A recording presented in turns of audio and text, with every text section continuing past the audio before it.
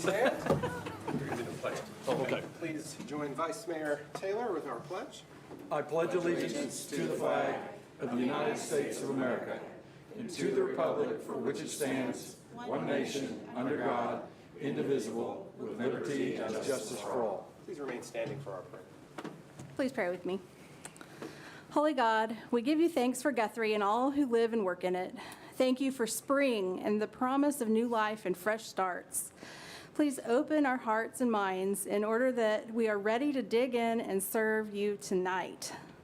Guide Guthrie's decisions and discussions so that they may be respectful and fruitful. We ask for your blessings and safety upon our city and its leaders and its residents. In your name we pray. Amen. Amen. Thank you very much. May be seated. Okay, we call to order our regular city council meeting. Tuesday, March 3rd, 2026. Item number 2 is public comments, community announcements, and recognitions. We have 2 public comments, one of which is on the agenda, it's agenda item, so we will push that until that happens. Another one is Mr. William Murphy. Just let everybody know you will have 5 minutes on public comments, and the law is we cannot respond if you're wondering why we're not responding. So whenever you're ready, sir. Thanks, William Murphy, 3208 West Noble. Chief, come on in so we can see you, because you're my topic for the evening. On September 26th, when they arrested me, and I have the body cam footage for anyone if they want to see it, I called the police to come and take care of a threat from Woody Glover Jr. and Sr. Yes, I told them I had weapons in my home. They're to protect myself. That's my home, period. They don't care to drive out past Mr. Chappell's place because we don't hardly see them out there unless they're running to the garage. But while the chief was standing there with Lieutenant Hamilton, Sergeant Lanoy, Botello, and Cop, why didn't somebody go say something to Mr. Glover that night instead of 2 days later? Why did they not interview my employee that was standing there? It's on the body cam we got here. Why didn't the chief direct that? Because the next morning when the county clerk opened, Mr. Glover filed a VPO against me that was denied. How did he get all that information? How did Sergeant Vasquez coerce Sloan Crabtree into filing false charges on me for stealing an automobile, which we were holding for a bill she owed? I just want to know why, Chief. Why haven't you still to date not done anything? It's very strange. He was there. Every one of them were standing there. We can't get body cam footages from Hamilton. Can't get one from the chief either. And I heard him sit up here and say, we got the state-of-the-art body cams on our officers. I'm just curious. Why? Why would you let somebody live in pain and suffering while after they've been threatened, and then just broadcast to them? Broadcasted out that they had me locked up in jail. My life savings in that building. I don't have a right because I'm a felon. I don't even deserve protection of any kind. We see it every day. Turn on the news at night. How many people are getting shot around everywhere? How many people have been shot here in this town? And I can't protect myself because you can't get them to come west. It's been like that since I was a kid in this town. It's time for things to change. And you know, I stood up here once before and said, hey, if they need help out there to bust the speeders out there on the end of town, give them more money. Now I say just terminate them and hire new, because they're just as much of a criminal as I ever was. Thank you. Okay. Item number 3 is the consent agenda. Another thing too, we don't have any more public comments. Item number 3 is consent agenda. Items A through F. Okay, we have a motion and a second. Okay. All those present, please cast your votes if there's no more comments or questions. All votes are in. All right, unanimous approval from all those present on the consent agenda items A through F. Item number 4, items removed from consent agenda. There were none. Item number 5 is the appointment to the Guthrie Housing Authority. Discussion, consideration, and possible action to confirm the appointment of Lisa New to the Guthrie Housing Authority Board of Commissioners, filling an unexpired term through August 31, 2028. So moved. Second. Okay, so moved in second. Any questions or comments? If there's none, please cast your votes. All votes are in. Unanimous approval to appoint Lisa New to the Guthrie Housing Authority Board of Commissioners. Congratulations. I will just say that the Housing Authority was really excited when she put her application in, and Mrs. New has previous experience in working with this organization, so it's a great fit. Item number 6, appointment to the Guthrie Planning Commission. Mr. Kasich. Thank you, Mayor, City Council.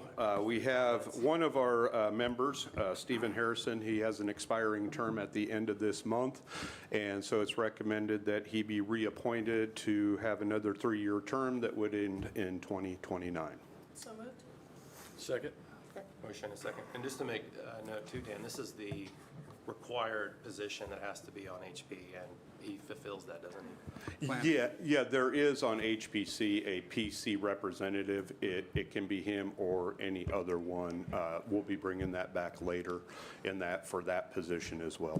Got it. Yeah. Thank you, sir. Okay, we have a motion and a second. No further comments or questions. Please cast your votes. All votes are in. Okay, unanimous approval to reappoint Stephen Harrison to the Guthrie Planning Commission. Congratulations. Item number 7, final subdivision plat for Guthrie Farms Phase 3, 183 lots, PC application 21-008. Mr. Kasich again. Thank you, Mr. Mayor, City Council. As indicated, this is the final plat for Guthrie Farms, their Phase 3. The 2 previous phases took up about half of it. This will be their final phase because it will complete the entire 90.57 acre development and end up with 382 lots. So again, with this approval, it'll be for 183, and all the lots will be platted and approved. The Planning Commission had recommended 4-0 or approved 4-0 with the standard conditions of getting the improvements in or putting up the bond, and nothing can be issued until we sign off on all the improvements or they come back to the council. So moved. Yeah, oh, Does this include the road that's going to come back out into downtown, or not downtown, but in the southeast part of the county, or southeast part of town there? Well, they're supposed to have a road come in that way. You know what I'm talking about? You mean off of Drexel? Or Yeah, off Drexel. yeah, that was never approved as part of the okay. PUD or the preliminary plat, so it could be something that's looked at down the road.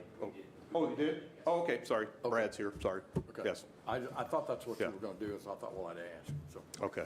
I'll second Thank you. that. I got a motion and a second. We have a motion and a second.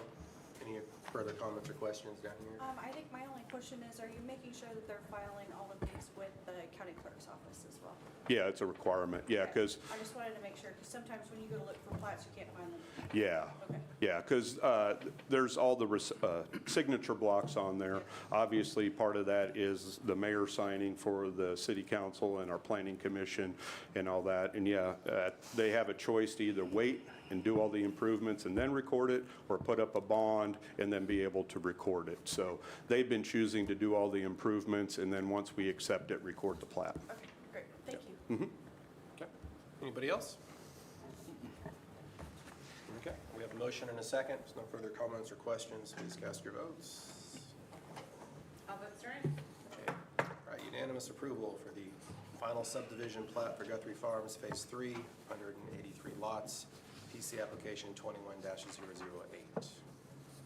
Item number 8, ordinance number 3430, rezone from R1 to C2 for properties on West Warner Avenue. Mr. Casey. Thank you, Mr. Mayor and City Council. As indicated, this is rezoned from the existing R1 Single Family to C2 General Commercial.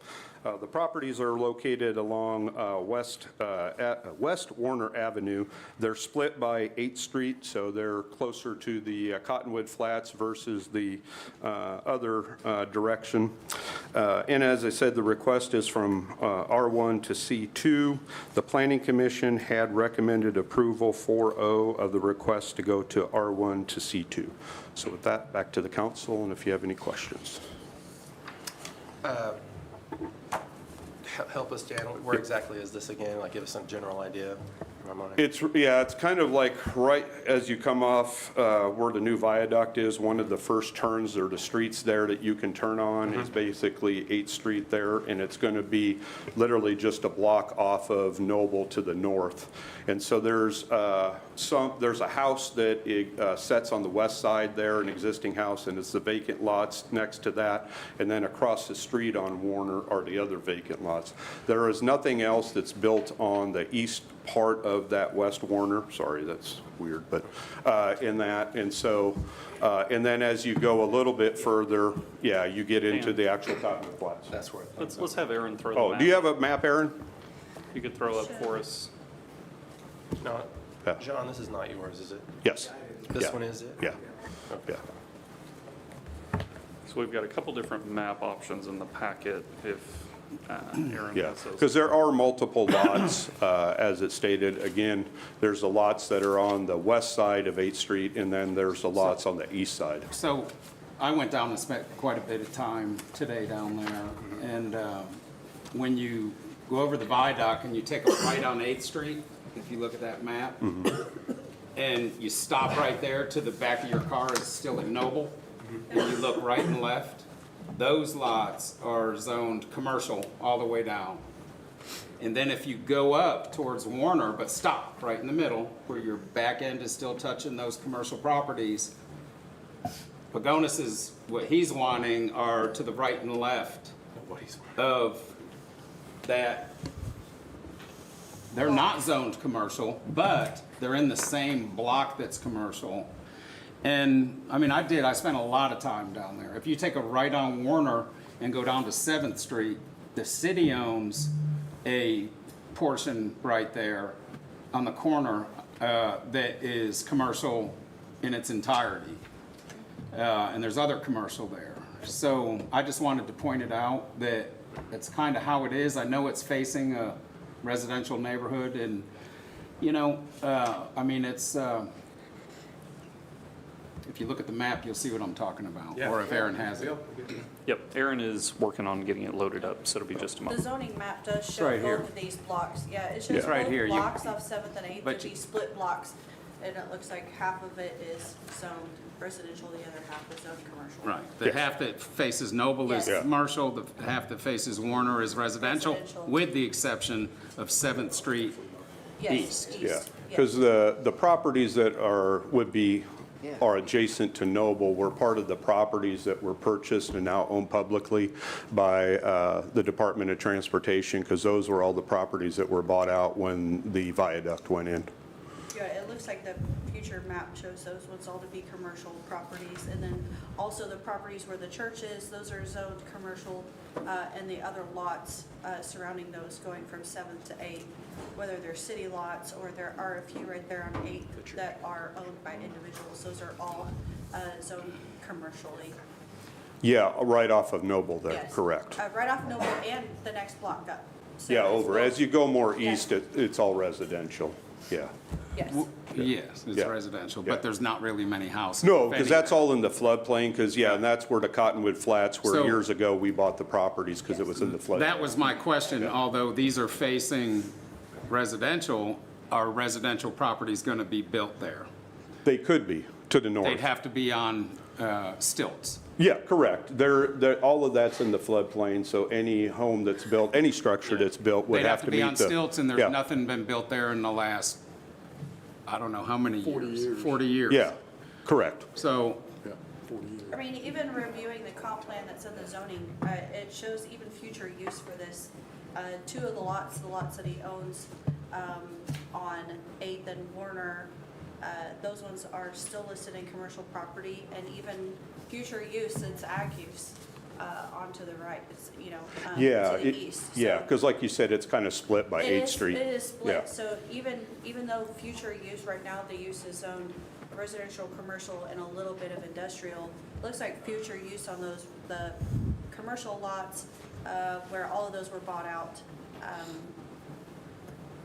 and now mostly used as easement, on the other side of the viaduct. These, really, there's only 2 lots that are sitting there for commercial Yeah, use. because with the comp plan, you know, there aren't hard boundaries like zoning. It's obviously a policy document Yeah. where zoning becomes your hard boundaries. You had, This, I have it. yeah, we have it in color.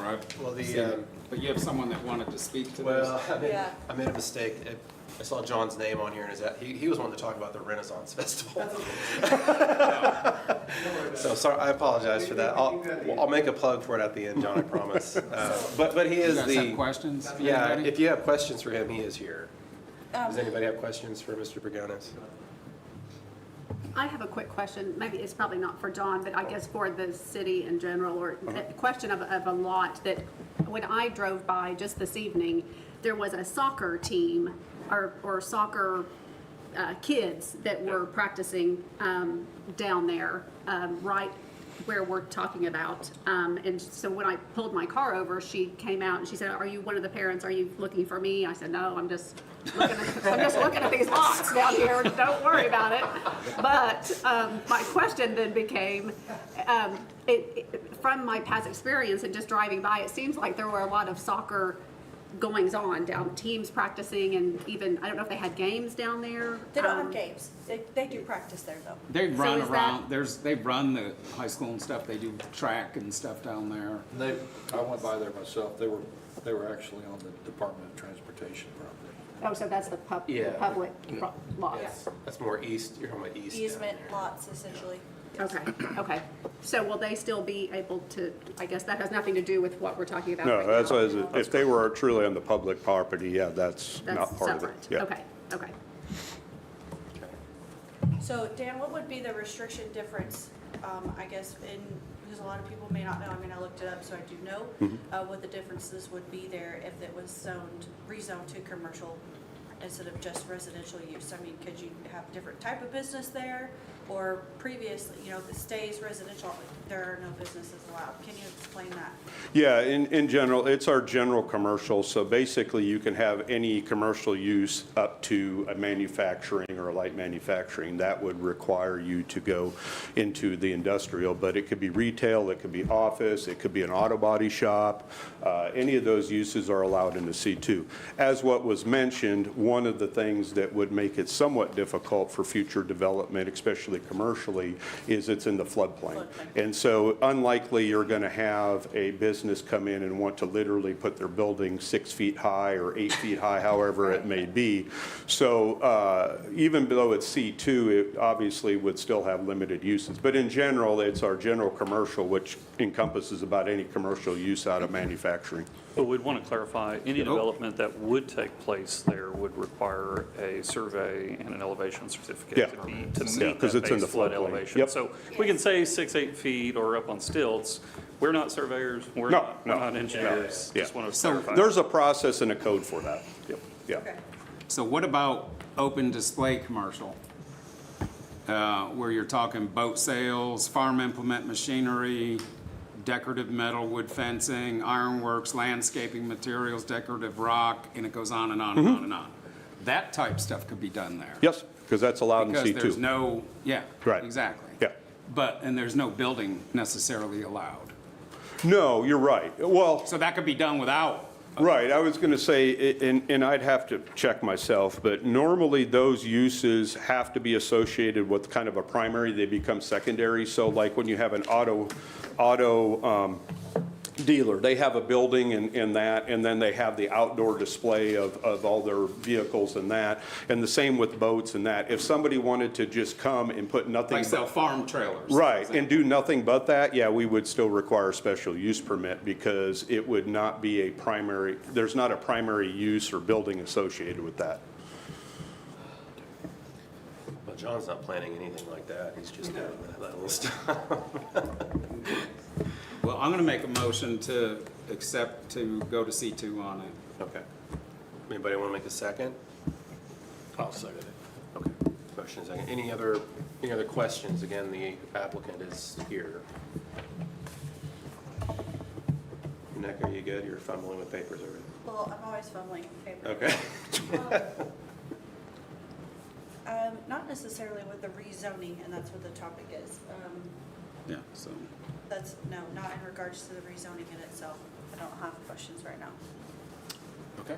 Well, we have a motion and a second for the rezoning. So if there's no further comments or questions, please cast your votes. All votes are in. Okay.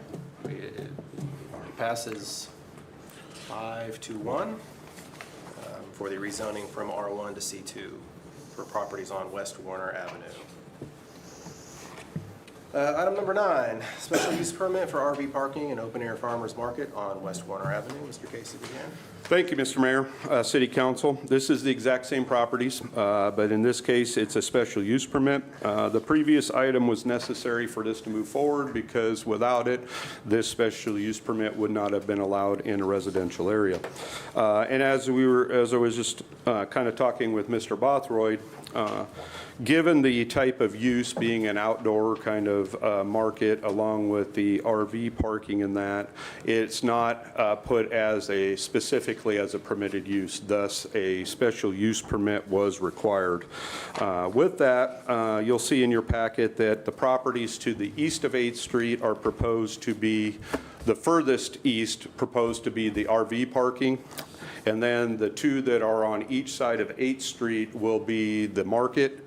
And then the other property that is to the very east, there's not a use at this time. It would just remain C2 as it was previously approved. Well, the city owns one in the middle. That is correct. They're separated by the one city lot.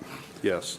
And the Planning Commission had recommended 4-0 with the conditions that the open-air market limited to Saturday and Sunday of each week. The RV use must have all parking spaces and drive aisles hard surfaced. All temporary assemblages such as and similar to vendor tents, tables, benches, food trucks, porta potties, temporary signage, etc., must be removed every week after the open air market closes. And then finally, if they have any permanent development of structures, it would have to meet the flood damage prevention regulations that we were talking about. I would, and I don't know how we do it at this point, but I would like to separate these. Because these are two separate issues in my opinion, and I don't know if they are in the rest of the council's opinion or not. But I don't think they're tied hand in hand, meaning the open air market and the RV sites. They should have been two separate items to begin with. No, yeah, and I mean, you have that ability as far as a special use permit to say, we're just going to approve the open air market on those two lots and not the RV and that. And then at a future date, if there's some use that they would want to put forth, they would have to come back. So you can do that. You can say no to all of it. You can say no to part of it. You can add conditions if you feel necessary to mitigate any possible issues that may arise. Do you have a problem with either one of them, Brad? So, well, for discussion purposes, I think they need to be separated. That's all I'm saying. Yeah, I could definitely see that. They definitely need to be separate for discussion because you might not have a problem with one, but you might have with the other, might have a problem with none of them. Yeah. So procedurally, Mayor and Council, what you could do is you could take action on one or the other, but in terms of splitting one and creating a separate agenda item, you don't have another agenda item on the agenda for that. Right. So you would need to one or the other and then push the next to a next meeting if that's what you were going to do. well, that's not what I was trying to do. What I was trying to do is for discussion purposes, separate them. You can On the discuss. vote, you can say, you make a motion to vote this in and that in, or that in and not this, or whatever. Understood. You can discuss either one of them at That's what I'm length, saying. as they're both listed on the agenda today. So, So I do have a question in regards to the RV portions. The RV places that we currently have out there, we, as in the city, has RV hookups out there now for Correct. electricity, correct? You stated that planning also stated how to have concrete and some other things. That's not currently what we have out there. We don't have concrete pads. We don't have any kind of concrete structure for what's currently out there.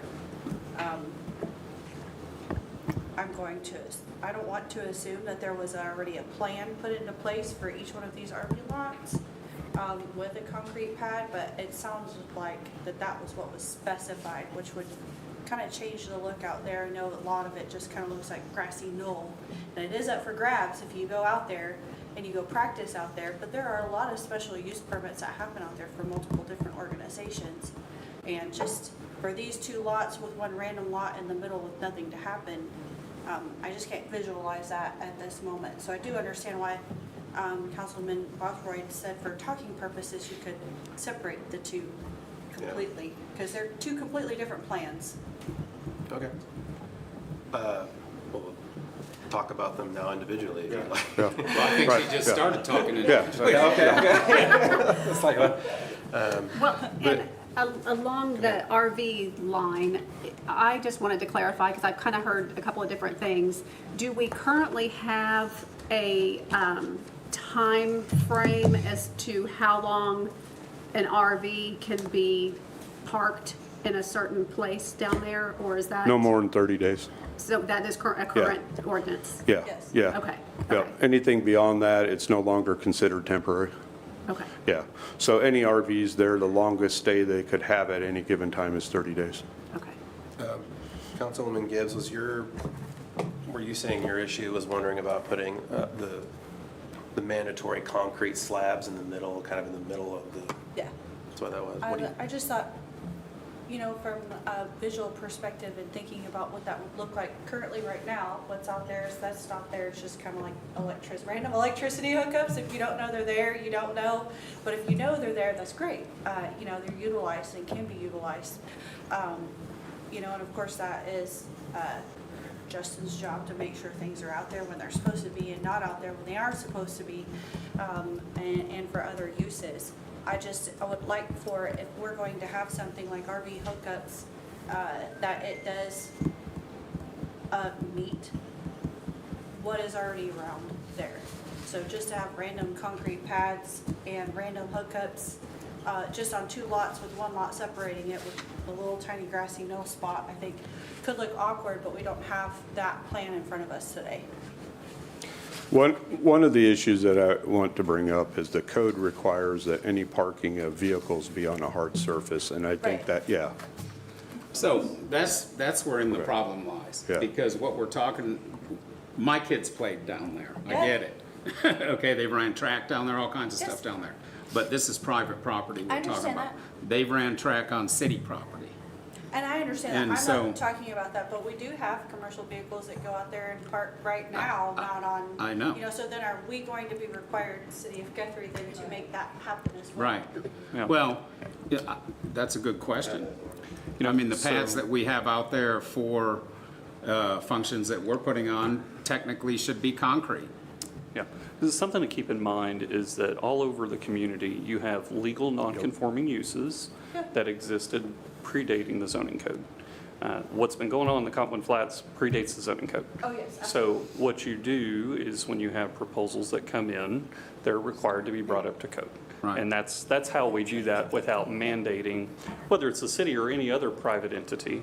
We wouldn't go to you and say, hey, your neighbor's going to do this, so now you're required to do this, even though you don't have a proposal on the table. Not to say that we wouldn't ever want to do that. We may want to consider that in the future. But keep that in mind, that that would be considered a legal non-conforming use. I would have to look it up, but I think it was maybe 15 years ago or so, somewhere in that area is when actually the code changed to require hard surface parking. Prior to that, you could have gravel driveway, you could have gravel, and I don't remember the circumstances because I wasn't around, but that's when it changed. So as Eddie said, obviously the Cottonwood Flats and that's been long ago, but it really hasn't been that long since we've been requiring hard surface for kind of, incidental parking, accessory parking, that type of thing. Okay. So do we have I know that across the country, there's, and it may or may not apply here, but there's you have to be newer, you can't be older than 10 years old or your RV's not allowed in the lot. In a lot of these RV places out there, and I'm sure that's not a code. Is that something that we? That's more at the state level, right, in the RV parks themselves, because this isn't technically an RV park, but like you said, there's regulations for RVs and even mobile homes for that matter, but yeah, that's not addressed in our zoning code. So It this kind of would- become, go ahead. Would these be considered, I'm sorry, Brian, would this then be considered an RV park, or is it No. just parking allowable for RVs? Yes, exactly. Well, how many RVs are we talking about? What is it on there, like 5? I think 5, 4? 5, yeah. Because there's kind of the larger spaces for like your Are they larger parking homes. there? I thought 3 large and 4. Yeah, like 2 or 4 small, yeah, yeah. So there's 7? That's what I counted. So is there gonna be pads for 7 that they can No, only park for the on? large ones. Yeah, they were only proposing it for the large ones. The kind of camper travel trailer did not have the solid spot. Solid spots? Yeah, And were these full RV hookups just electricity, like Yeah. is currently there? Just Yeah. electricity? yeah, that's what Nothing it'll be. else. Yeah, similar to what we have in the Similar to flats, what's yeah. out there already? Yep. I have another quick question. So back to this 30-day usage that's already on the books. So let's just say that there's an RV there for 35 days. Mm-hmm. So whose responsibility then does it become to tell them their time is up? Us, or because we the currently do city? that anywhere in town, yeah. Even 'Cause, though it's yeah. on private? Yeah, because it's part of the zoning code and what we have, because it's the same thing anywhere in town. If somebody has even an RV parked in their front yard, it has to be on the side or the rear to park in that. So all those type of things are through my department. So if we know that they're in violation, we'll get a letter, or in a lot of those cases, we'll literally go and knock on it and say, hey, it's time to move this, and if you don't, you're going to get a ticket. How are you gonna know? That's the hard part. I can tell you there's not an exact science, but we do travel the areas enough to know, again, are we going to know exactly at 30, days and 8 hours? Probably not, but we'll definitely know the difference between 30 days and 40 days or 35 even in that, because we travel enough to see who kind of comes and goes. Aren't they gonna be able to leave for 24 hours and come back and start 30 days over again? Probably. It's a good question. I mean, technically they have left, yes, and they come back, so, Drive around the block? yeah. Come back? Well, again, yeah. Well, the state won't allow that. No, Because right. like at Texoma, there's a park outside of where we put our Yeah. boats and stuff, and you can't stay there after a certain amount of time. And if you try to come back, it's not happening. But that's an actual a certain RV amount. park Yeah. that's manned and monitored, and they have all It's a their state setup. park is what it is. Exactly, which We, is, we do have different than instances in our community where people do that with their vehicles in areas they're not supposed to be parked in that. And so there's ways to kind of address that and deal with it in that. So it usually doesn't become a big problem. Is there a way to hold the owner liable in approving something like this? I mean, yeah, I mean, as far as the condition, because again, if. In other words, if it, Yeah, if it gets to be a problem, we can say, hey, you need to, start regulating this, and you need to start showing us almost like a logbook of when they got there, when they're leaving, or when they left, and that, to, have that determination if it becomes an issue. yeah, I don't know if it's an issue or not. Yeah, well, yeah, it may or may not. I mean, I think what people don't want to see is, you know, all of a sudden someone moving in and living. Oh, no, absolutely. Where do you live? Yeah, I live in a and, flat. no, right, I mean, and that. RV spot 3. Right, that came up at the commission, you know, and I had indicated, you know, anywhere in the city, even if it's, whether it's commercial, whether it's residential, you're not allowed to live in your RV. You obviously can have the ability to stay for a temporary amount of time, even in the residential area, if you're going to visit your friend and you bring your RV in and you want to stay for a few days, you can do that. But yeah, if you start literally living in it, which is more than the 30 days in that, yeah, you can't do that anywhere in the city, unless it's a fully established RV park, much like a mobile home park. So the original application here dated 1/15/26 states food truck corral and flea market. And now we're presented with a 24/7, 365 RV park. Is it not necessary to go back and file another application, or? just- Those type of things don't, you know, they happen in the sense that I have those conversations with the applicant when they come in. And at the time that he submitted, he had the RVs as well as the open air market. So all the advertisement that went out from the owners, or all the property owners, and even what is on all the agendas was stating that it was for an open air as well as an RV. Yeah, I read that, but- Yeah, so- but some of those, and I've had other applications the same where they haven't fully disclosed on it, but the main thing is to make sure that the notification that went out to everybody included that. Because if it did not, you're right, we would not be taking any action because it wasn't properly notified. Well, speaking of those letters, did you have any? That's what I was going to ask. No, negative response? no, I did not. There were none for or against, and even at the Planning Commission, there were none for or against. All the conversation was from the commissioners themselves. I would have liked to have heard Councilman Gary's opinion on that, but obviously he's not here. I thought I He saw lives a him, block away. He was here. Yeah, he was one of the ones that was notified. Yeah. Oh, I'm certain Yeah, he was. Yeah. I would have just liked to heard his Yeah. opinion since he's a block away. So what is let me ask this, the spot in the middle of these, and I've been curious about this, that the city owns off of between 8th and 7th and 8th and Warner, do they, during bluegrass and different festivals, do they park RVs in that spot? I don't think there. Most of them are more into the actual Cottonwood Flats area in those areas further down, kind of by where the church is in that area, and then even in the flats themselves. I can't tell you what, Way north. yeah, way north. Way north. Yeah. Towards College. Yeah, oh, I'm sorry, yeah, Where college you and don't that. even really Right. recognize them as Yeah. you're driving through a Yeah. main corridor into town. Because even a lot of the people that go to the events are still further east, you know, more by the 6th Street over there, 7th Street area, and those public lots over there. Most of it does not stretch out this far. I can't say that it doesn't, you know, for sure, but generally, especially the RVs, it's all north. Yeah, most of the vendors concerning that Yeah, are up towards the south end of it. yes, yes, yep. But that's Because what, there's actually an entry gate for RVs down in the middle. So- but that's why this one's for the flea market area. Yeah, right, because you're correct. There's the one that isn't designated a use yet, it would just be C2, but like you said, that would be part of what would be the open air market, flea market. Yeah, the RV would still be to the furthest west. Rest of it. Yeah. Well, any other questions on the RV portion? Can I just clarify these pads one more time? So the pads are going to depend on the size of the RV? Is that what I heard? Or No, the size yeah. of the pad depends on, No, yeah, what he had proposed on the site plan was the larger RVs already showed concrete pads, but the travel trailer area was just going to be concrete. I mean, gravel.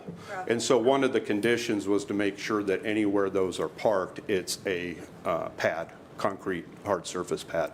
So not speaking for her, but what I'm hearing is, if I have a 45-foot RV, is it going to fit on the pad? Versus if I have a 32-foot RV. It looks So like, how big is the pad? looks like on his plans, he has. Yeah, I was gonna say, I'd have to look. I think it's 10 by 50. Yeah. I will So tell a you though, that 45-footer will fit Yeah. on the Yes. pad. Yeah, and then again, the travel trailer is more for like, you know, a 20 or 30-foot type travel trailer. The large is 10 Well, a by lot 50, anymore, and they're the a lot bigger than that. Well, they are, that's true. small is 10 by 30. Yeah. So you've got, I think that's 30. It says I 10 can't by swear 50. to it. Yeah. The big ones are 10 by 50. I believe Yes. that's what that says. Yeah, and I believe Eddie's right, the smaller ones are like 30 feet. Yeah, I've got my glasses on, I can't see it. Sorry. Can I add something? Of course, Yeah. John, you can. Sure, go ahead. Go ahead and state your name and if, John Pagonis, 111 East Oklahoma Avenue, Terra Rosa Art Gallery. So when I first was going to do the plan, I was going to do all flea market. Okay.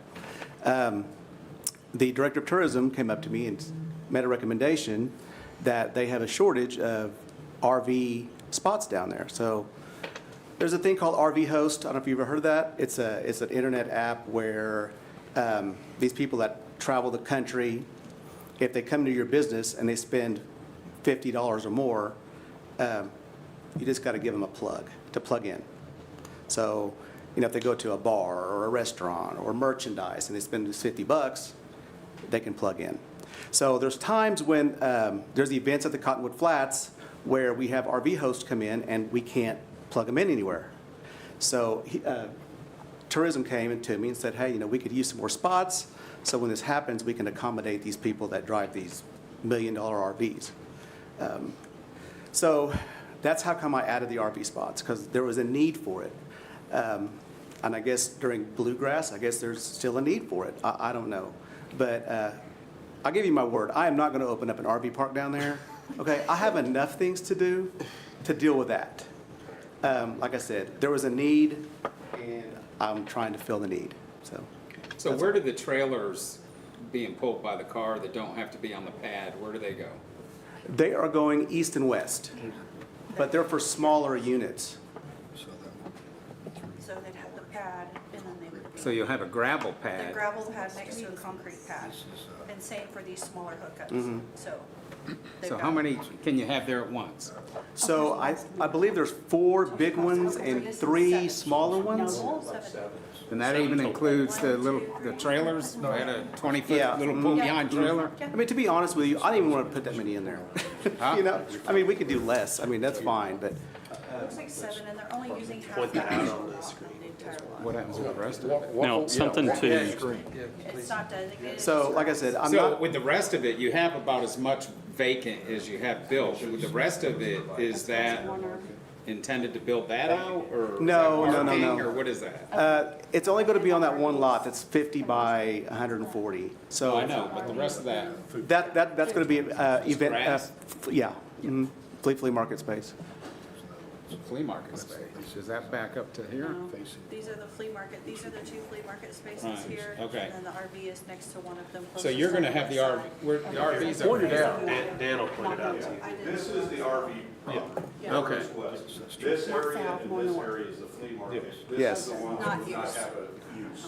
Yeah. So, yeah, the open air and then the furthest west is the. There's house here, there's house here. And there's a house right adjacent to The this. furthest west is the RV, but when I went down there, I saw where you put stakes for power on the, Yes, so I Yes, did have it those- surveyed because I wanted to make sure that, you know, if we do a gazebo down there or, you know, that we're not infringing on city property. So I did pay for a survey to make sure that that's where the line is. so I was wrong in what I said earlier, because when you take a right on 8th and you go over there, I thought the RV park was gonna be to the east.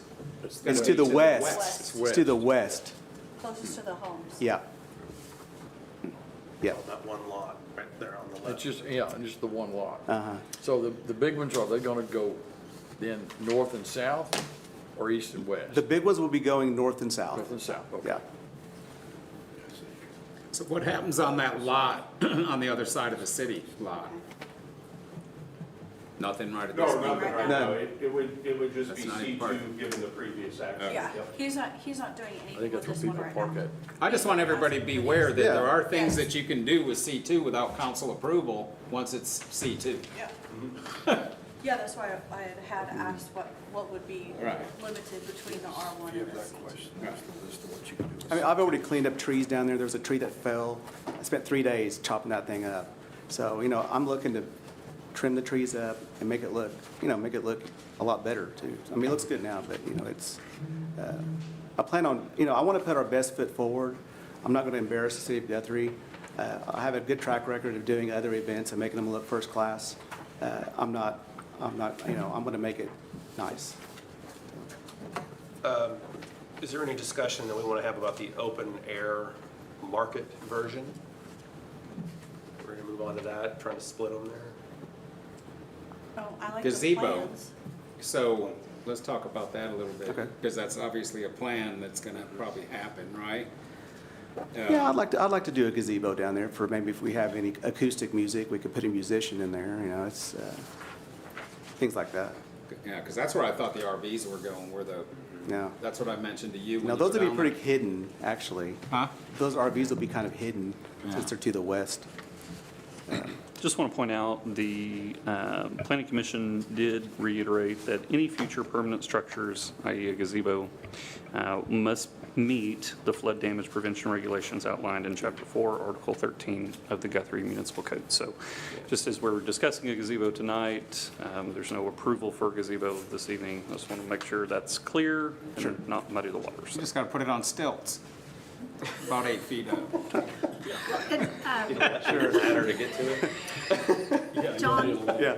I would ask to, I mean, this is all, obviously, you've never done this before. It's a great idea and plan, but I wonder, since this area is a limited space, and so at this juncture, do you feel, I know what the city, might have suggested, or somebody might have suggested, or had an idea. Do you feel you have enough room with allotting these RV spaces? There's RV spaces already down there. I Right. grant it, sometimes they may need more, but most of the time, there's not RVs waiting on Noble to pull, I don't think to park down there. It'll be very, very rarely they'll be used. Because there's already 40, I don't know how many plugins, there's 25 or 30 plugins there now. So do you think you have that space just to pour these pads and wait on an RV? Or would you rather have that space for the extra Yeah, I mean, gazebo, what may come down the road? I'd be fine with more event space. I mean, I'm just trying to, I was just trying to fulfill a need that the city had, or tourism had. And they came to me about that, so right. I'm just trying I to. understand that, and I appreciate that. Yeah. But as we're talking about this, it does really feel like, to me, that there was an initial idea Sure. of what was on your application. Right. The open air market and the food trucks. And then there was this separate kind of side thought. And Right. I think there's a lot of questions about the RV section of Right. it. I mean, and there's how already that's- RV spots there, so I Yeah. don't know really what the big deal is. I mean, it's already existing. It's not anything new that we're really doing down there. Right. Just adding Adding more some more spaces. for Lazy E or for the RV host. Yeah. And it's like, again, it's on a short-term basis. It's not anything that's going to be past 30 days. I mean, it's. John, since I was investigating the wrong side, It's all right. is there room for a 40-foot to pull down there Well, on hard I had surface to get around? I had a licensed architect draw up the plans. So, I mean, they measured it out, and he said there's room for it. I knew there was on the other side, but I didn't look on that side. Yeah. Is there any, Tracy, since this is your ward, do you have any issue with the open air market portion, that portion of it? Not sure, Yeah. really. If you ask me personally, yeah, I don't want to see anything down there. Gotcha. Now, when I did talk to planning, there's, one of the planning commissioners does live down there, and he would be very happy to see food in that area. He said it's kind of a food desert down there. There's not many options for them to eat in that area. So he was wanting me to do it like every day. I'm like, I don't remember his name, long hair, real nice guy. But he was wanting to do it like every Wednesday. And, yeah, and I'm like, I thought he said long hair. he was. So I don't know. So, yeah, he was wanting to have it more than that, because like I said, So- there's just not a lot of options. If you had those, would you put food trucks on them if you didn't have RVs on them? Is that? No, the food trucks will be designated to where they, on that east part. But they wouldn't have to be.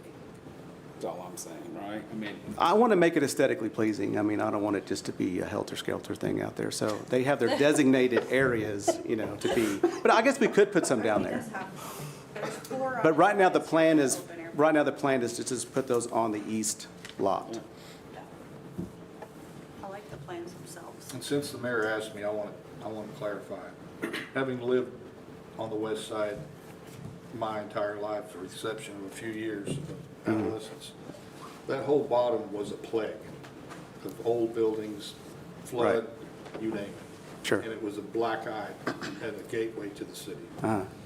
So, having seen what I see in this clear view that's clean and drastically different from what I saw my whole life. Sure. I just don't want to see anything else that close. That's me. Sure, I understand. I've had some calls on that agree, but that's Sure. me primarily. Well- I like the view I have today. Sure. My wife has a business downtown, the art gallery, and it's not doing well, okay? And there's other businesses that are suffering in Guthrie. And I've got to bring more people to this town and to shop in this town. And I believe doing something like this, 33 has a lot of tourism traffic that goes on 33, going from Kingfisher to Sapulpa. If we can get those people to stop and shop, we'll trap them in this town. We'll get them here. We will get them to go downtown. They'll eat, they'll shop.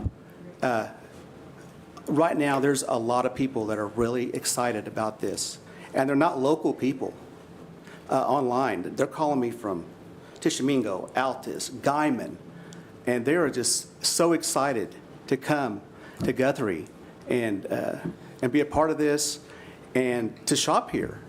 So well, there's a big need for this can RV make or space. break your town. I mean, Canton, they have a big flea market there, and it's booming. But I think this is going to be a huge thing for Guthrie and for our businesses.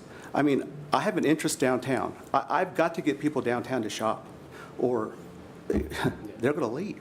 I mean, yeah. The one thing I like about it, my opinion, is that it's gonna follow the new plan, and be full concrete, paths, defined, the whole deal. Absolutely. And that's a big thing to me, because we were all part of that over the years for, meetings on end. Yeah. So, So I'm going to get people here. I promise you that. I will get people to We this already have town. our RV hookups in the I got plans. 7,000 followers in 3 weeks on my Facebook page. 7,000 followers. so one last question I have on that particular subject is that on the, so I'm bringing a 40-foot RV in and I'm pulling a small truck behind me or a car behind me. Is there a place for that? Yeah, they can pull in and pull out. I'll probably have to chop some trees down, but But they realize it'll that work. most of these RVs are gonna they're gonna be towing a vehicle behind them, most of them. Sure. There is room to pull in and pull out. Like I said, that's going to be, But is there room to park the vehicle is what I'm saying. Most of the time you there take is. them off. There is. Like I said, I had the drawings done by an architect, and he did all the measurements, and that's what he put on there. So having this open air market and room for food trucks, I know that there are other events. I know you do the Renaissance Festival. Sure. There's also the Very Merry Christmas that happens Sure. down there. They don't set up their vendors in the same area, and, vendors, Mm-hmm. vendor spaces bring in income for their cause. Sure. Just like it would be for your Right. private business. Right. Is this something that you would hold, as a competition for them during those times? Or would Absolutely this be not. something that maybe you don't have it during that time? I just want to Yeah, I'd love to close. I'd love to close in December. Everything benefits. I would love to do a great light display there. I'm going to have power. I mean, I would love to have a light competition. Let's do it. I want to put a nice display out there. Let's have a friendly light fight. Like, I'd rather. 'Cause it'll bring people. I'd like for it to, I understand the need for it. I just want to make sure. Right. That, all of the, everything that is done out there, the Very Merry Christmas, that what they do to benefit the aged Sure. community is Sure. incredibly important. Sure.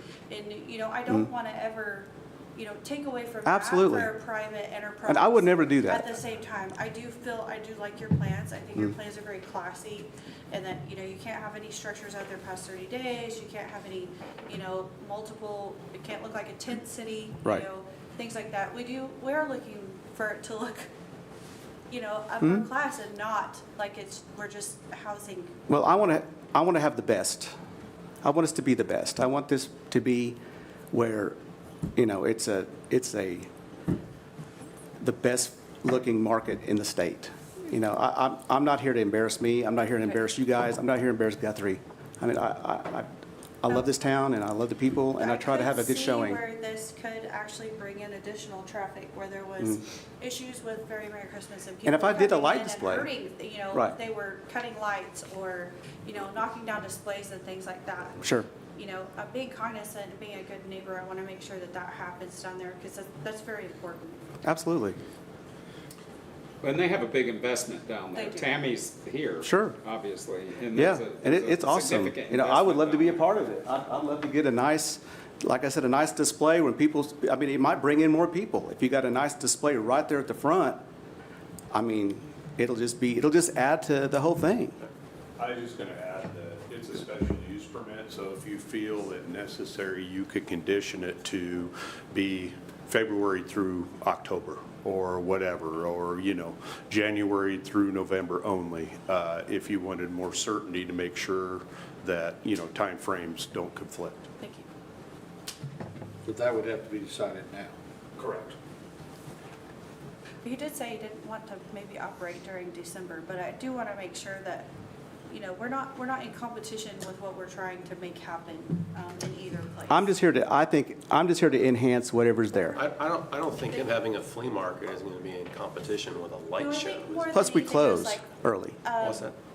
food vendors and things like Oh. that. There is places for that Yeah. if he doesn't Sure. have, you know what I mean? And they do set up vendors out there for not just food, but Yeah. for selling different things. I think the flea market would bring more people. That would benefit that event. It's a good event, but it's not bringing thousands of people. And I think I could enhance it with my online reach and my social media influence. I think it would benefit everybody. I think it'd be a win-win. I think Definitely. I think they do get a few thousand people, but your point, yeah, it would help with synergy, yeah. Sure. Yeah. It'd be a win-win. Yeah. Well, everybody likes a good flea market. I say everybody likes a good flea I market. love 'em. There's a lot of people that like a good flea market, but what happens if that flea market goes sideways? And all of a sudden, 8 months down the road, we're driving by it and, it's in complete Sure. disarray. Well, And we've already given it. Are you open? I'm just asking the question. Sure. I'm not suggesting. No, this. you're fine. Are you open to a conditional, a conditional deal on this, maybe for the year of 26? Yeah, I'll go through a trial record, sure. 27? Yeah, like I said, I've been doing events here for 17 years, and I think I have a good reputation and with I'm the just saying community. because that might. It's not like I'm some new guy who's gonna come in here and throw up a bunch of Right. crap, so anyway, yeah, I don't care. I mean, That those might look help like- some people it just might help some people. That's all. Sure, I don't mind proving myself, I do it every day. The plans are nice. It's structured, it's not looked like it's going to be thrown together. It has specific placements for everything, including porta potties. And, we have a lot of community people that are excited about it. They're here today to back me up. It's gonna be a great thing for everybody. So the porta potties have to be removed and brought back every week? That might be a problem. That's what I was I think the porta thinking, potties why will would stay that out be there. even part of it? If I have to, Because I will, but I could hide them somewhere. Okay. Why couldn't they be used they by could. anybody that's That- down there? If that is something that is okay with everybody, that's fine. We can take that word out of there. Just keep in mind, that was the planning commission's Commission's recommendation. recommendation, yeah. So, Say that Because- again, Eddie. the planning commission's recommendation verbatim, Yeah. all temporary items such as and similar to vendor tents, tables, benches, food trucks, porta potties, temporary signage, etc., must be removed every week after the open air market closes. fairly confident there's a porta potty that stays down there, one or two that lives down there. Because there's a bunch of kids down there always Yeah. doing something. But, yeah. Yeah, okay. Does anybody have any different points they'd like to make that were on this? I think we've gone over it enough. Is anybody ready to make a motion?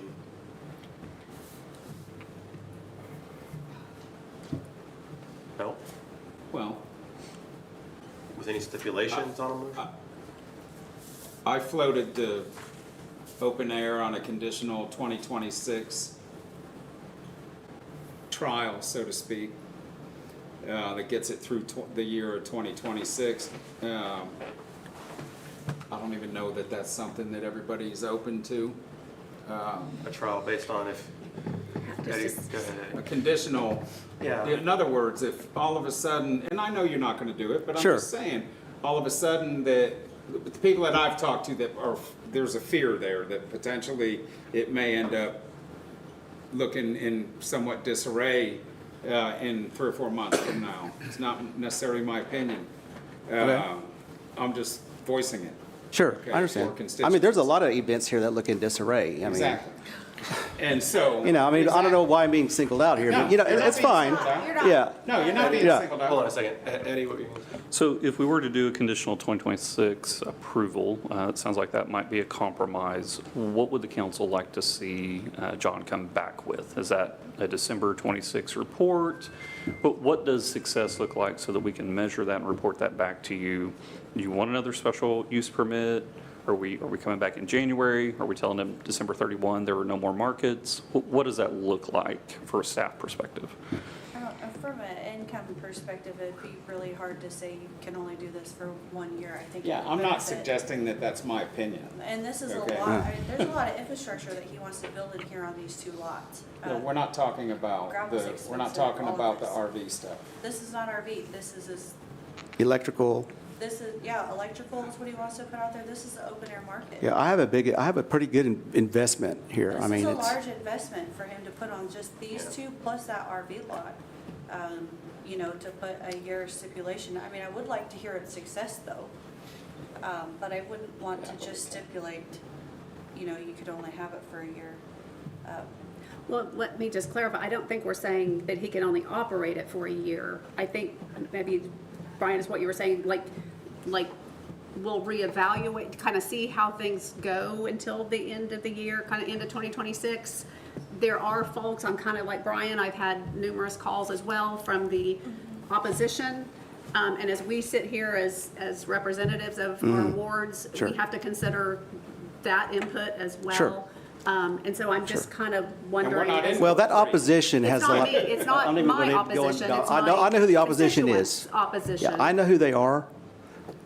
Anyway, that's another story, but that's fine. You're always gonna have opposition. Sure. It's not Sure. personal, you know, Sure. against you. I'm just saying. Yeah, I'm I trying to- understand. Trying to wrap my head around the other people's concerns Mm-hmm. that I've heard from.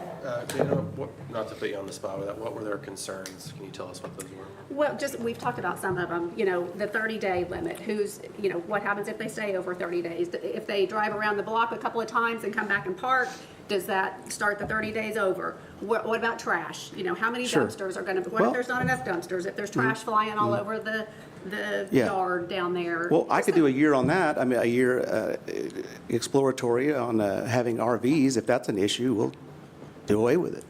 I actually think the RVs are a good idea personally, but. Yeah. But that seems to be the main issue are the RVs. No, I That's what I think keep what she's hearing. talking about is from the flea markets, from trash blowing all over the, it's supposed to be a park and recreation area was Sure. the master comprehensive plan. Put it as, but it's not, obviously, but there is a lot Sure. of that. I've been going on. cleaning up. I mean, like I said, I Yeah, I removed see the it. dead trees. I'm going to prune the trees. A lot of them are damaged from ice storms. I'm constantly picking up garbage. Like I said, I want it to look good. I want us to look good. I want everybody to look good. So I think it would be beneficial to have you there to, you know, help with the maintenance of the grounds. I think what Eddie said is kind of the answer.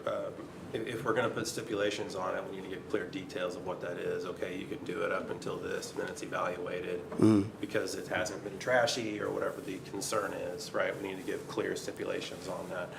If not, then we just need to pass it as is. Yeah. It's kind of.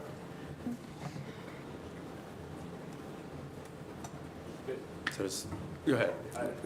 Complicate things, but if there was ever a situation in which things got that bad, we essentially can go through the exact process to say we're a revocation of the special use permit.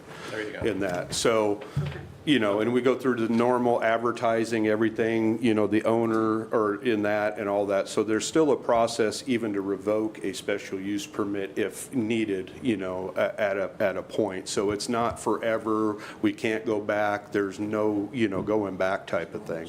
Okay. So they're just throwing that out there too. Okay. Yeah, and the city attorney makes a good point. He's saying there's also regular city code enforcement that goes on. Yes. 30 You have days, trash and junk everywhere. absolutely. Right. Yes, Yeah. yeah, Okay. yeah. Okay. So I'm going to make a motion to pass as is. That's good. Okay. Can we get a, oh, go ahead. Oh, Dave. Is that with planning commission conditions, or do you want to exempt the porta potties? I don't like the porta potty thing having to be removed every, Okay, so with planning commission recommendations minus the removal of porta potties? Correct. Okay, thank you. Okay. We have a motion. Can we get a second on that? I'll second it. Okay. A motion and a second. If there's no further comments or questions, please cast your votes. All votes, right? And the motion passes 5-1 on the special use permit for RV parking and open air farmers market on West Corner Avenue. good luck. Yep. Item number 10, ordinance number 3431, rezone from R1 to A1 for property located at 7420 South Academy. Thank you, Mayor, City Council. Yes, this is another rezone from R1 to A1. This property, as you saw with the locations map, is just across the road on Academy near Liberty Lake. The owner purchased the property, it's zoned R1. They're looking to have the ability to do more ag-related uses, especially with livestock, goats, that type of thing. It's a 20-acre parcel. If you remember, just north of here off of South Academy and Lakewood, there were similar rezones. So with that, the Planning Commission recommended approval of the rezone from R1 to A1. Is he the guy that's, well, where's he live at? He's currently, he's moving here from Texas. Okay, so Yep. he's bought all that cedar trees in there. Probably, yeah. Yeah, okay. Clear them out. Hope he clears them all up. Red cedar, no. I'll make a motion to approve that. Second? Motion and a second. No further comments or questions, please cast your votes. All votes, right? Unanimous approval for ordinance number 3431, rezoning from R1 to A1 for property located at 7420 South Academy. Thank you, Dan. Thank you. Thank you, Dan. Item number 11 is rejection of all bids for Phase 1 of the Owen Field Softball Complex project, taking it all back. as recommended by Crosslink Inspection. Eddie, please explain something. Fill it in. Yes, Mayor and Council, although this doesn't look the best, I will say that we've got a good team between city staff as well as Crossland and Myers Engineering. Both representatives are here tonight to talk about how we got here and what our plan is to prevent this from happening again. So I will tell you, just give you a brief introduction. We opened bids on January 22nd. Total of 62 bids were received. After review and tabulation, it was determined submitted bids exceed the approved project budget. The lowest responsive combination of the bids totaled $6.5 million. The deductive alternatives were assessed, which would bring the total down to 6.2. Title 61 is pretty strict about value engineering and what you do to bid packages in terms of reducing the scope prior to the award.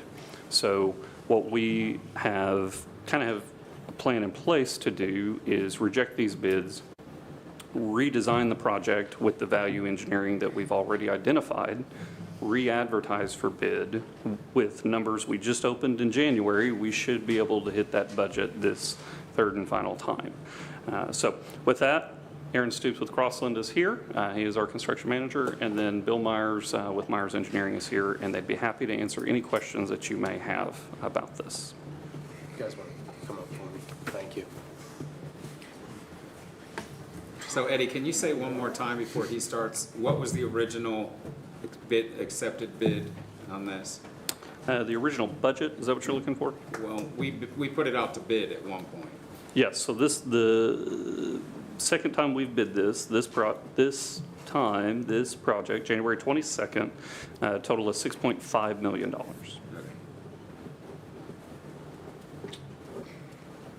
All right, thank you, everyone. I really don't have a speech prepared, but I'd be happy to answer anything. I don't know how far you guys want to go back, how deep you want to get, so to whatever level, I'm here to answer the questions.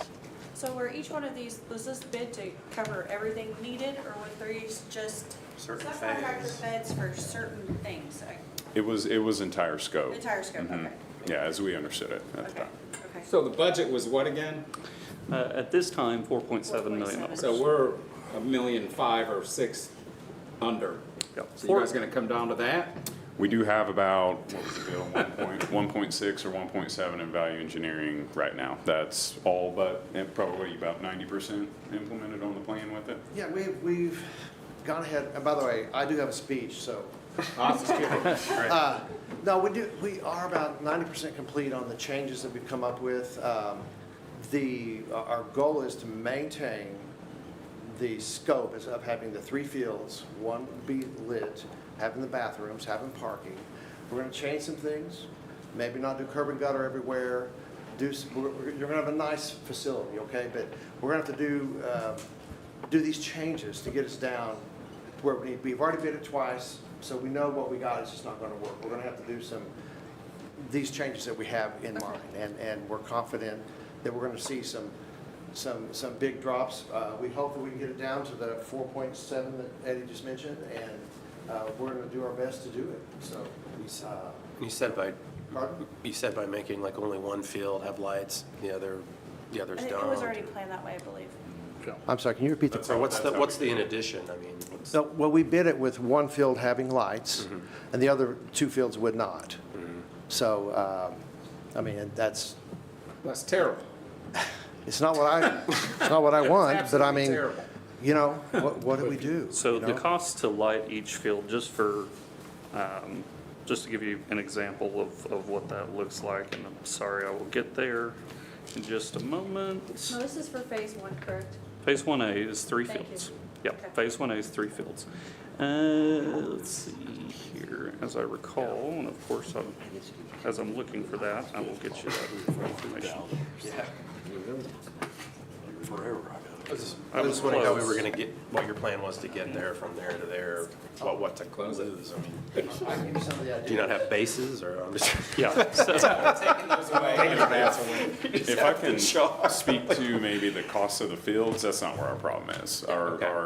We could have probably put that forward to be approved. I think that given kind of the history of the project, by already approving an earthwork scope early on, right, we don't want to just bring pieces to it. We want to bring a whole GMP that fits everything you need into it. So, like I said, the fields aren't going to get any cheaper, and we're really not changing a ton with them. We're changing kind of some of the chain link quality and things like that, just spacing, gauge of fabric, things like that you would never notice with it, and we'll change that. But the fields aren't changing that much, and they'll probably account for maybe 1.2 to 1.5 of the whole cost of it, or the actual fields themselves. so the cost to light field 3 was $215,000, and field 1, $217,200. Now, something I want to point out, which is a very big key to this, due to the federal grant requirements, which, if you'll recall, I've talked about the stipulations that come along with accepting federal grants, we are required to adhere to the BABA procurement policy. So BABA is Buy America, Build America. There's only one lighting system, which is a Musco lighting system, that is BABA compliant. It's $200,000.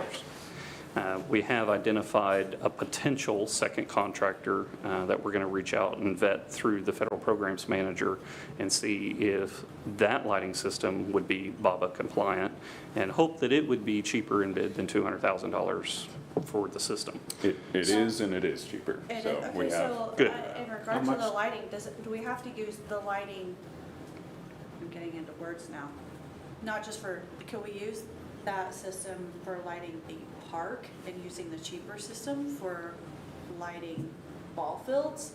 Because we do have to have some lights up there we just call them lamp lights, but, you know, we've got to have some lights out there. Is there a way that we could massage that out to where we use a cheaper lighting systems for the actual ball fields, but still utilize that lighting for around everywhere else? So those are very different systems. Right. Yeah, you're talking about, you know, But kind you're of still pole, utilizing street a light lights, parking system. lot lights, things like that. You will have residual overflow from what's lighting the field into someone, but those lights are very focused on the field. I mean, they're not gonna Right. push over too much, and you wouldn't specify like a sports lighting system Right. for common areas and parking lots. Right, and I understand that. I'm just wondering if we could use another company for common areas and parking and still be in compliance with the Oh, federal. they're not the same. The sports lighting manufacturer is very different from a typical kind of lamp, you know, street light type of manufacturer in that system.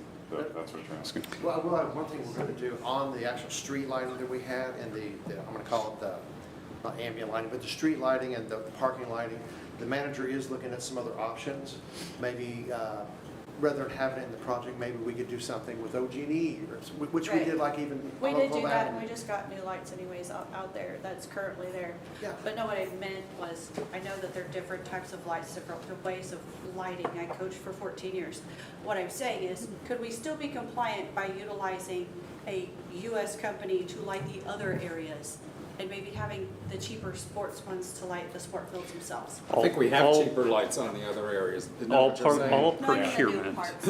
That's Yeah. what we're talking about. Any procurement that we do on this job that we utilize federal dollars for Yeah. has to be BABA compliant. Okay. So now something, we've identified the site lighting coming in, going out. Right. Just as we've partnered with OG&E downtown towards the temple.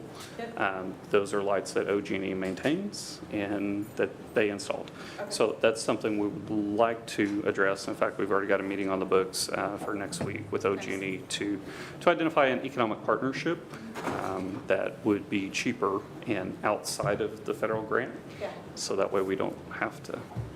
Okay. But to that as well, there's a lot of options on regular street lights that comply with BABA, whereas sports lighting in that Yeah. little circle, there's just not very many. Not very many, yeah. And a big piece of the bid is the concrete cost. Concrete. And, It's always and concrete. Crossland and Myers have reduced almost 5,000 linear feet of curb and gutter on the project. There's a huge parking lot and a very long winding road that goes into it. So those are things that Bill has gone in and done some additional fine grading. We've done some concrete channels to help us regrade, take care of some of the erosion issues. So do we have a gravel road going into it? Okay, We do wanna- not. We want We to do try to not. maintain asphalt. Yeah. Okay, and we're going to use just channels, natural and concrete. You know, perfect world would have curb and gutter, and we were trying to get that. We were trying to get you the best that we Right. could. And it's just not, can't afford it, I'll be honest with you. So, deleting the curb and gutter, you're going to have a nice product. Everybody's going to be able to use it well. And if you go look, even in Mitch Park, for example, in Edmond, they don't have curb and gutter everywhere. You look at the ball fields in Weatherford, they don't have curb and gutter. I look at El Reno, they park on gravel, they park on grass. Now, they have a new Little League field, it is concrete, it is nice. But I'm saying, if we can get asphalt, that's great, it'll look really nice. And then if somebody else is gonna say, okay, so this field, we gotta take this in consideration is, I mean, we're getting water to the field, because there's no water there now, well, there's minimal water. We're getting sewage away from the field for the concession area, so that adds a lot. And, you know, this is the third site that we looked at. I mean, so it was a horribly rough site when we got there. I mean, it's horribly rough. And, you know, with no water, no sewer, and no really road in, we totally relocated the road. It's a big deal, but we're getting there. So I think doing these changes that we have developed, and then I think we're gonna meet again on April the 1st, with staff, Yep. and then set a bid date, and Professor will handle that, and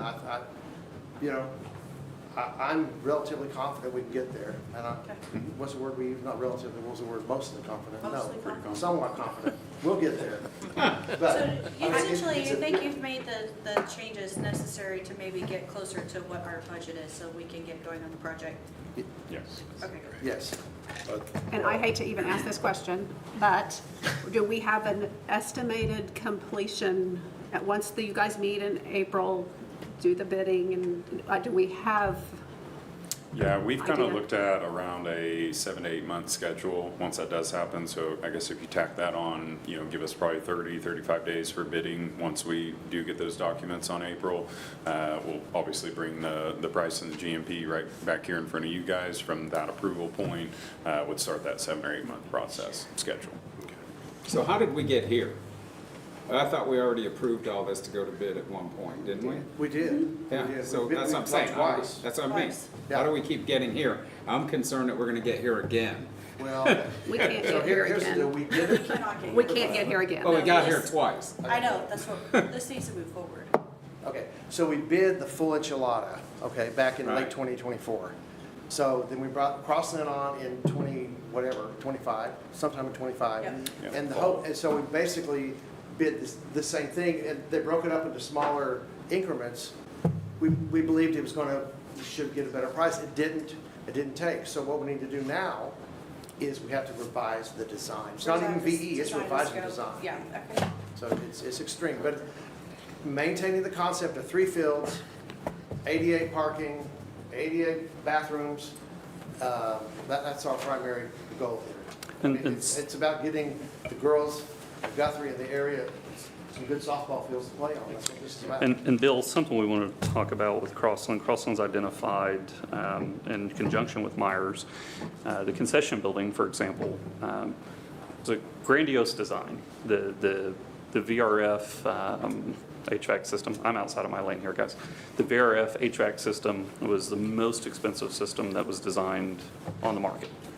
Okay, so we've identified that. We identified that there was a grease trap design that wasn't necessary.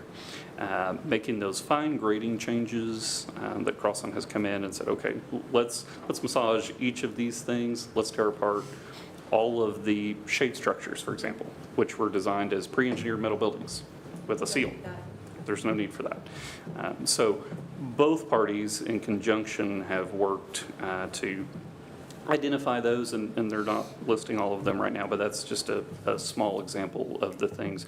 We've spent hours, and I can assure you, when we opened the bids and we got the bid tab and it was $6.5 million, Crossland and Myers, as well as Tenny and myself, have sat at the table multiple times to identify how we could do this. If there was a way to reduce the scope and still award the contracts as is, we would have already been recommending that.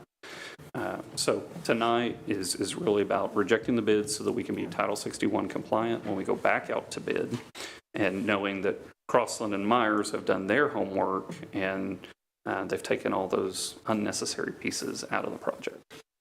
Right. We can't afford the bids that came in, so let's. So the grease trap reject removal, this. for example, is because so that they can put a grill, for example, out back and cook burgers out back and bring them in, right? Exactly, but we're not gonna do that, though. We're gonna remove it. So we won't be, you'll be doing your burgers on a grill outside. That's what I'm saying. Yeah. They can bring a grill out back and then bring the food in through, right. Yeah, it makes it a non-cooking establishment. So when I was looking through the documents and saw, 500,000 gallon or 500 gallon grease interceptor, it's like this We don't need is that. not necessary. You're not. It's tied into 3 sinks and a mop sink. I mean, you're not going to get any in there. So Right. Starting to get really in the weeds on those things is what we've done the past probably 2 or 3 weeks, and that's where ultimately, us and Myers and Eddie and team have identified about, what was it, 1.6? So far. 6.5 million in cuts to Well, I mean, everything. and the more time we have you guys spend on this, that cuts into the budget as well, so, Well, it's, I think we've all kind of worked tirelessly to keep that Yeah. straight. I know Bill has, and, our price is fixed. It's not Yeah. relevant on how much effort, we put into it or anything. We want to see this work, I think, just as much as everybody else, and, we definitely don't have our hand out for anything. So you just need us to reject all bids at this point, so you guys can move Well, forward. and to Eddie's point, Title 61 kind of handcuffs us a little bit in that you can only change scope, so much, and really it has to happen afterwards. You have to contract these subcontractors for what's put out and what was represented. We obviously spoke with a lot of them after the bid, but it is illegal to change their number before you contract them. So you can't contract too much of them, or you'll push your, budget too high on it without being able to pull it back. ultimately as well, there's a value consideration, right? So if somebody starts at $500,000 and I deduct them all the way to 200,000, that scope's probably not worth 200,000 anymore. I'm getting 75 cents on the dollar on everything I'm getting back. So it comes to a point where it's like, okay, we've lost value. We like the scope. Let's rebid it. Maybe that comes in at 150 instead of what this guy's deduct value at 200 is. All right. One other thing I'd like to add, Mayor and Council, the benefit of having the Crossland team is that they've got access to those subcontractors. And so before we rebid this a third time, because it will bid a third and final time, I promise you, before we do that, Crossland will put this out to their subs and say, hey, what issues do you see? What are your numbers looking like? So when we come back to council and say, hey, we're going to go advertise this for the third and final time, we know we have a feel on the market. And that's truly the whole point of construction management, is having that thumb through the design process so you don't design a project that you can't build. So that's where we are today. I hope, Aaron, if you want to clarify anything I just said there. Because yeah, that's exactly true. I mean, to answer, your question earlier, whenever we got it, it had already been designed. It had, there's also consideration in diving in the redesign, right? That's not free for Bill. He's got engineers, electrical engineers, that architect that designed the concession building that was incredibly expensive, right? So we've peeled all those things back for even that architect to change it back to something more cost effective, costs money, right? So it's like you just kind of get in this vicious cycle of, well, when time goes by, it costs money as well, just with the market and inflation. So we kind of start chasing our tail a little bit with these. So acting fast, like we have, getting this redone quickly, like Bill's doing, and putting it back out to bids are in our best interest. Right. Well, I will say I do appreciate your work on it, and I'll kind of date myself here, but I played softball as a kid at Owens Field, and then in high school, that was our only high school field. There was not a softball field at the current high school like there is today. So I can't tell you how many hours we tried to rake and chalk and water that rock hard, red, clay, rocky, crappy soil out there. So I am living for the party date when this is all completed for the community, because it has been, I'm 55 years old and I played out there when I was like 8, probably started, and then my daughters played out there as well. So let's keep the ball rolling, We appreciate because you this guys hanging is in there. long overdue, and thank you so Thank you. much. Yes. So, For massaging numbers yeah, and scope. You didn't even have to read your speech. Still read it, yeah. Can we go ahead and get a motion then on the rejection? Motion to approve. second. Oh, You got it. It's yours. All right, motion and a second for the rejection of all bids. So further comments or questions, please cast your votes.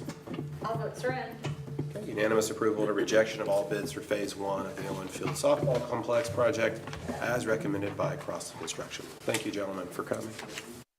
Item number 12, City Manager's Report. Mr. Parker. yes, Mayor and Council, sorry, Mayor, cut you off there a little bit. Oh, you're- Intersection of First and Oklahoma opened last week ahead of schedule. We did have a delay there with the snow and ice we experienced just after the Christmas holiday. Permanent stop signs have been installed at Oklahoma and Wentz. I had several questions about, hey, is this four-way going to stay out in the middle of the intersection? No, it's four stop signs on each corner have been installed. In addition to that, permanent striping has also been completed on each intersection. So glad to see that project completed. That was a part of the CIP number 2, which Deanna and Maneka served on that committee. So thank you guys for that. Tenney is preparing a citywide overlay project for the street committee to consider soon. May have already reached out to a few of you. I'm not sure, but okay. He's working on it. Tenney's got a lot going on. So, the airport reopened runway 1634 last week, opened 1 week earlier than anticipated, and completed the dip repair. You heard me mention that. That's huge. Give a shout out to Toby Baker and Caden Young for their quick turnaround to get that completed and get that open back up. Taxiway project is still in progress, so that's a $6 million federal project. Should have it done within the next, I say 60 to 90 days, good weather permitting. I say that Contact has beat every deadline we've given them. So look forward to seeing that and scheduling a ribbon cutting for that. So I will be sending out an invitation for ribbon cutting on the West Side Booster Pump Station, which has been put into place and is operational. Again, another CIP number 2 project. So you'll see an invite from me for the last week of March coming out within the next couple of days. Myself, the mayor, Councilwoman Denning, and Councilwoman Gibbs will be meeting with the Friends of the Highland Park Pool Committee on Thursday, March 5th. Look forward to the result of that meeting and what we come back to council with on a recommendation. Do have several openings at the city. I encourage all folks to check out the employment tab, cityofguthrie.com. A couple of openings: animal control officer, 911 dispatcher, and an administrative assistant. The annual trash off will be held on April 10th and 11th out at the Convenience Center on North Academy. And then lastly, I would like to wish congratulations to Ben Cunningham on earning his paramedic license. And with that, Mayor, that's all I got for you. Thank you, Eddie. Item number 13, request comments from members of City Council. Councilman Williams. Yes, I recognize completely the investment that Mr. Pagonis is going to make, and I wish him the best of all successes, and I hope that it does accomplish what he believes to bring business to town and what have you. So just wanted to state that. And one more thing, what did you say the date was for the trash off? April 10th and 11th. It's Friday and Saturday. 10th and 11th. Yep. I would encourage people to take advantage of that. That's a heck of a deal to get rid of your junk. You don't have to call junk. Junk be gone. Junk be gone. Just make your junk be gone. It's free. Hey, you just have to bring your junk. It's free. Just show up. Just bring your junk. Pick up where it's real. My neighbor brings mine. Usually, it's free. All right. Councilwoman Denning. It seemed like I've talked a lot this evening. I don't really have anything else other than congratulations on Mr. Pagonis. I look forward to seeing how this open air market and the food trucks are always fun. So looking forward to that. Excited about the softball field. I'm going to have balloons blown up and we're going to have a party out there. So when that's done, that'll be exciting. It'll happen. It'll happen. It's going to happen. If I have to get my rake and shovel out. So I think that's all I have. Thank you. Matt, come with you. Matt will come with me. Yes, Coach Denning will come with me. Vice Mayor Taylor. Thank you, staff. Other than that, that's it. I'll make it brief. Councilman Bothroyd. Thank you, staff. No, congratulations, Lisa, on your appointment. I think you'll do great. And looking forward to Owens Field for sure. And I do hope that John and his family make a huge success of that. I think it'd be a good thing if it does. So that's it. Councilwoman Gibbs. Again, Lisa, I think you're an asset anyway, so look forward to seeing you in your new role. HPC, I wasn't able to be there, went back and watched it, went well last night. Thank you, Dan. And, a lot of us, we do hear from our constituents in our wards and outside of our wards and things. And last night at 6, my neighbor had stated that, she said, I have a question. The alleyway behind the firehouse is really washed out, the sewer drains and things are sticking up. Is there a letter I could write to someone about that? So I told her where to find Tinny's email on the Guthrie website, and I can share his phone number if you want. Here, give it Tenny. Cell number. hey, but you know what? Today at 2:34, she sent me a picture and said, "I can't believe it's done." Yep. So and I just try to make sure that everyone's aware that, yes, there are things washed out and there's different places all over town. We're not just city employees aren't just driving around to look for things to fix. Yeah. So being aware and making sure that they know that those things are there is helpful, and not just going straight to social media and saying, I can't believe the city let this happen. It's really helpful to know that they can go to our website and they can contact the necessary people to get that taken care of. And that was a huge turnaround. That wasn't even 24 hours. So, and you have a lot to do. So I'm really happy that your department made that happen. And I have a happy neighbor, which is even better. So, Thank you for saying that. Tinny and his team, they do a great job.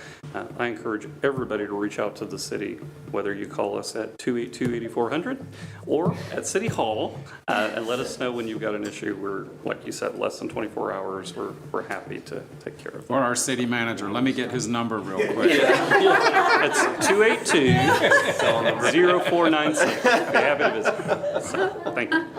So, thank you, and I really look forward to this last massage out on numbers for Owens. I know it's something we've been working on a long time, and, you know, we are short on ballpark fields here in town, and that is a hot topic here lately, so making sure that we get that ironed out and accomplished, I'm really looking forward to that. Thank you, guys. And on that too, real quick, I want to back up and say thank you to City Manager Eddie for your constant eye and work with Crossland and Mr. Myers on that Owensfield project, because I know it is, you probably want to bang your head against a brick wall by now. So I totally want you to know your time and effort and oversight of that is appreciated as well. Agreed. Thank you. Yes.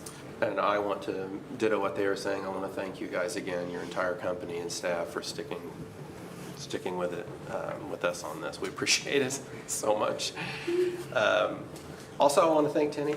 Again, I appreciate your staff as well, and you guys do great work. I should probably give more credit there, because there's been plenty of times where I concur with Mineka that I'll have an issue, or a citizen will call it an issue, and their team will, and again, we know they can't do it every time. There's only so many hands that are available, but usually within the next day, they'll have it taken care of like it never happened. So I do want to thank Public Works for that. And sorry, Tinny, that I don't say thank you enough. You're good. We should. Yeah, that's all right. Thank you, guys. Yeah. Also wanted to point out that we have the Guthrie Renaissance Festival this month. It's not just for adults, it's for all ages. There's plenty to do for our young friends. They have mermaids up there. They have mermaids, yep. They have little puppet shows. It's great for And Marvel's people of all dressing up ages. this year, he He said. is, yeah. He's wearing the court jester hat with the balls. Are you gonna LARP? Yes, I can't wait, LARPing. All right. It was so successful last year. It was one weekend, but it was so successful that now they're having it for 2 weekends. So it will be March 22nd, then the 23rd through the 20th, and then the 28th, and then the 29th. So it should be great weather and come out. Now that I said that, it'll be 9 degrees. But that is all that I have. And so item number 14 is we are adjourned. And then we will call to order our Guthrie regular Public Works Authority meeting. Again, Tuesday, March 3rd, 2026. Item number 2 is the consent agenda items A through B. So moved. Okay, give me a second. Second. Okay. First and a second, no further comments or questions, please cast your votes. All votes are in. Unanimous approval of consent agenda items A through B. Item number 3 is items from the consent agenda that were removed. There were none. Item number 4 is resolution number 2026-05, Logan Rural Water, Sewer, and Solid Waste Management District, number 1 rate increase. Nobody's on it. Does any? Kim, City Clerk Bates. Yep. So this resolution is the annual CPI increase, and in this year, the CPI rate changed 2.68%, so it's an 18-cent increase from 6.83 to 7.01 per 1,000 gallons for the rural water. Any questions for our treasurer? So moved. Second. Okay. Somebody's got to say. You got any questions? Is how, is this an annual increase? So it does happen every year? Okay. Yep. Just making sure it's out there. Thank you. A motion in a second. Anybody else? Okay, let's cast your votes. All votes are in. Okay, unanimous approval for resolution number 2026-05, Logan Rural Water, Sewer, and Solid Waste Management District rate increase. Item number 5, we are adjourned. Have a good evening.